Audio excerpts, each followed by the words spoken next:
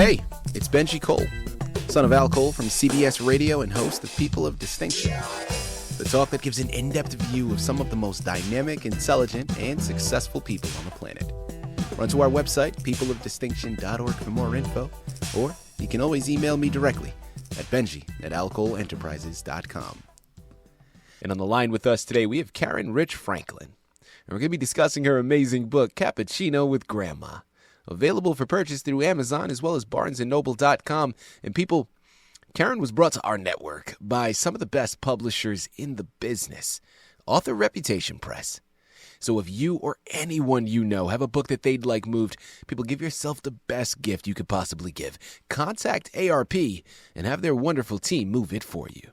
They're one of the best in the business to do it, and they specialize in helping take your literary creation to the next level. Head on over to authorreputationpress.com, gather more information, and see how they can help you today. And listen, it is an absolute pleasure to have Karen here on the line. Now, right there in the title, which is an amazing title just in its own right? Cappuccino with Grandma. You're going to have an idea of the journey we're embarking upon today. And of course, when you head on over to Amazon, Barnes & Noble, you start to do any research on it, all of those thoughts are going to be solidified. Now, Amazon may have the book categorized as a children's narrative, but let me tell you something, people. I know a lot of adults that can truly benefit from this, myself as well, okay? Because, listen, I'm very close with my grandmother, and I remember growing up, and listen, I wasn't always the best student, all right? I'll put it out there. And I remember it started that my parents made me go to my grandmother's every day after school to force me to do my work, right? Force me to do homework. And although it started off as a punishment, I'm not going to lie, people, that was probably one of the best things. For me, scholastically, but also just because of the relationship that ended up formulating between my grandmother and myself. Prior to that, it was, just a normal relationship like any grandparent would have with their grandchild. We see each other periodically and, all the niceties are there. But when that happened, my grandmother truly became one of my closest friends. And still to this day, even though now I live 3,000 miles away, but still to this day, whenever I go home, whenever I pick up the phone and we talk, we have some of the most fond memories. And it's like we never skipped a beat. Every time I go home and I visit family, and of course I always designate a day to see my grandmother, we always go into the kitchen, we'll sit down for a dinner, and then after that, we'll play a game of cards. And, Nanny, if you're listening, I know you're a cheater. You always cheat at cards, but that's for another story. That's for another day here. But this book embodies so much, people, because it's a quick, easy read. And, of course, it's about Karen's relationship with her grandmother.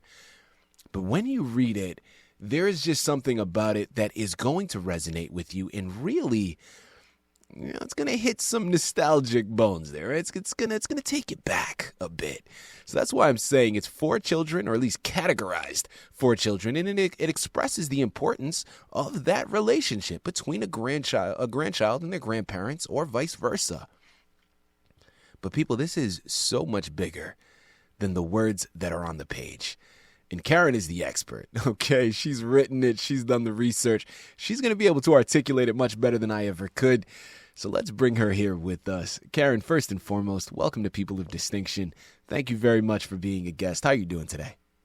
I'm doing well. Thank you, Benji, and thank you for having me on your program. I appreciate that. Of course. Absolutely. Listen, the pleasure is all ours. We're really looking forward to this. And, I think what you're doing here is profound.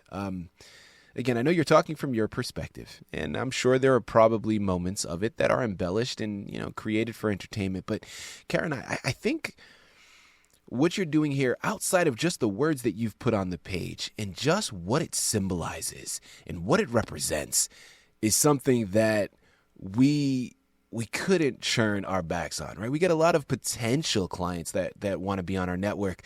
But when this one came up as a possibility, it was a no-brainer. and we really love what it stands for. And I'm excited to get involved in it and really learn a little bit more about it. But before we go into the pages of the book, let's learn a little bit more about your background. Karen, start there. Tell our listening audience a little bit more about yourself, please. Great. Yes, I can do that. I am married. I've been married for over 30 years. I have 2 grown children. I stayed at home with them when they were little for about 7 years, and had great times with them. The relationship that I had with my grandmother helped me to be a better mother to my kids. And it is a relationship that I think we should be really talking about and honoring and encouraging in our society, and that really was the basis of the book, of writing the book. Typically, I like to do baking, sewing, reading. I do music or listening to music. Word searches, and they really tie back to spending time with my grandmother. There you have it. Karen, without further ado, let's jump right into the book, Cappuccino with Grandma. Tell us a little bit more about it. It really was something special that my grandma did with all her grandkids. I wasn't the only one. We had lived quite a distance from them. We actually lived in Arizona after I was born. And then my mom and dad got separated. She decided to move back to California. And so we ended up staying with our grandparents for quite a while. And she would have us come and sit down. It was sometimes in the morning, sometimes in the afternoon. And I never had this drink before, and it's called Orange Cappuccino. And General Foods International really did create this drink. And she just put such a special touch and created such a great environment to just sit down, learn to just be with somebody and to sit across from them, ask about, their day or their dreams, or, talk about what was going on in the town. And so that action, that simple little thing that she did with us just really stuck in my mind. Nobody had ever done that before. I would say I was about 8 or 9 years old. And it just really was something that I found as a treasure as I got older and older. At the time, it was kind of cool. Hey, I get to drink this sweet little drink and I get to sit with Grandma. But as I got older, I realized, that was a special time for her and a special time for, me, because we didn't really know each other. Like I said, I lived in Arizona and she lived in California. So as I got older, I just really started thinking about this special thing that she did. And then I learned that she did that with, her other, all of her grandkids. And so just as a way to think about her and honor her and recognize the importance of that relationship, just inspired me to really put the words on the paper. Great segue that you've established for us, Karen, because I want to go a little bit further into that inspiration. So you just finished off by saying what really inspired you to put the words on the page. Well, those pages filled with those words that you put could have very well stayed on your personal shelf, but you wanted to put it out for the public. And listen, you could have just published it just solely to say that you published it, and that is perfectly fine, of course, in its own right. But I'm hoping that there's something a little bit more underneath it that you were realizing that other people could benefit from. Talk to us about the inspiration behind publishing the book, Karen. Yes. So for a few years, I worked at a local school district, and before I wrote the book, and I was just learning about, different family situations, different relationships that people have. And it just struck me that there's a lot of kids that for whatever reason, really never develop like a friendship. You talked about your grandma and having that, you consider your grandma a friend. So in today's society, a lot of times what happens is we're living very far distance away. And so we don't really have that opportunity to benefit and really enrich our lives with grandparents or aunts and uncles, or those extended family members that we used to have, I would say, during my lifetime. But that's actually a greater significance of the book, is if there's children or kids that don't necessarily have those relationships, that this is a book where they can generate inspiration for relationships that maybe they don't have, or they'd like to have, or they can find it in maybe some other older adults. I just recently had a retired fourth grade teacher. I shared with her my book, and she actually had her granddaughter read it to her. So it has greater benefits beyond what the words are on the page. People, again, we're here on the line with Karen Rich Franklin. We're discussing her impressive book, Cappuccino with Grandma, available for purchase through Amazon as well as barnesandnoble.com. Karen, next question that I'd love to get into, and thank you so much for all the information that you've relayed so far. It was a curiosity for myself, but what would you say was a highlight for you in writing the book, Karen? Or if not a highlight, something that surprised you that you maybe weren't anticipating before you began?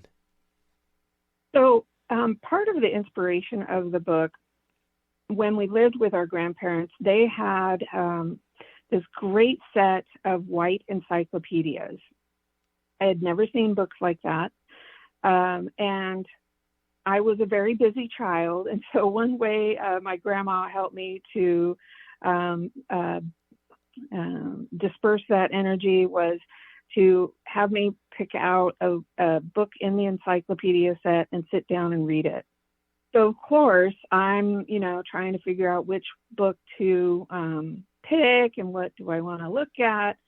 And I happened to pick up the book that's letter I. And of course, I for Italy. So part of our heritage is Italian. And I happened to be looking at Italy that particular day. And I ran across Venice. And it was amazing to me to learn, at 8 or 9 years old, that Venice is a city that's surrounded by water. It's built on water. And I was like, I've never heard of, a city being built on water. And so my grandma and I had a conversation about that and what that was. And I said, Grandma, what if we could, take a trip over there? Would you like to do that? And she said, yeah, let's do that. And so, that's a fourth grade brain. But so when I was putting the words on the paper, I just remember how, she knew to ignite my imagination with the books of the encyclopedia. And then through that, I could share my interest and what I learned, and that she wanted to be engaged in that. And so I thought, well, what if, later on in life, I was like, what if I put words to paper about this imaginary trip that we took, this virtual trip that we've taken to Venice. And it was all of these different places where we could taste the different kinds of cappuccinos that there are over there. So that's kind of how the process of putting the book came together. And so it's a fictional book, but it is based on some factual things that happened. Now, at the time that I wrote this book, COVID hit, and we were all in a lockdown. And I thought, gosh, kids will be able to relate to a virtual trip. Everything started being virtual and distance learning and distance this. And so that's really how I was able to put all of those elements together in the book. Karen, I think it's safe to assume, based upon everything that we have discussed so far today, but you know what happens when you assume, so I'm not going to do that to you. I have you here on the line. I'm going to go directly to the source. Karen, who would you say is your intended audience with this book, and what is the main message that you hope that they receive from it? It's really intended as an intergenerational audience. So to be able to connect the young and our older generation. I really feel like our society is not really wrapping our arms around the older generation like we should. I feel there's such a focus on everything being young and fast, and that we're kind of losing those bonds that help be strong pillars of human society. And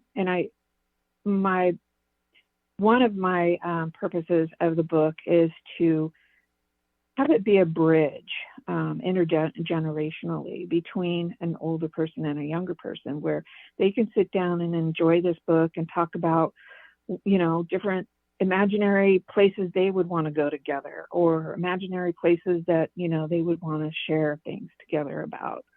So that's really a next layer of how I can see this book assisting those in our society to just kind of help bridge those bonds.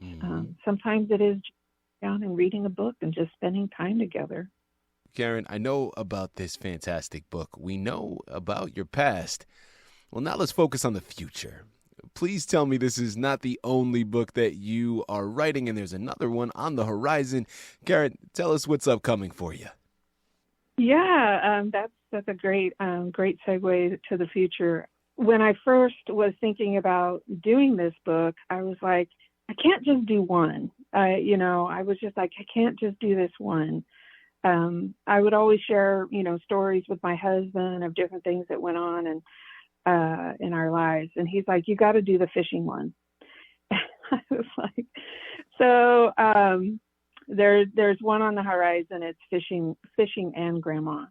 So I do plan on doing some other ones like baking with grandma, things along those lines, a series. People, I'm telling you, it starts with this book, right? It starts with Cappuccino with Grandma. But as she stated, there's going to be more on the horizon. Amazon and Barnes & Noble are where you have to go. There's no getting around it, okay? We only scratched the surface here today, but there's still so much left to be discovered. And Amazon and Barnes & Noble are where you have to go to discover it. Karen, this has been an absolute pleasure. Such an honor. Thank you once again for being a guest on People of Distinction. Thank you, Benji. It's very enjoyable meeting you and talking with you, and thank you so much.